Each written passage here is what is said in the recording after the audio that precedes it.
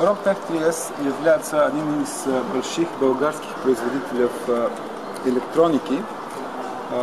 Так и мы, поэтому мы начинали заниматься светодиодом тоже, потому что все знают, что светодиод это полупроводник, и он часто электронного производства. Мы производим для многих наших клиентов, так и для наших изделия, тоже печатные платы, включая алюминиевые платы и другие.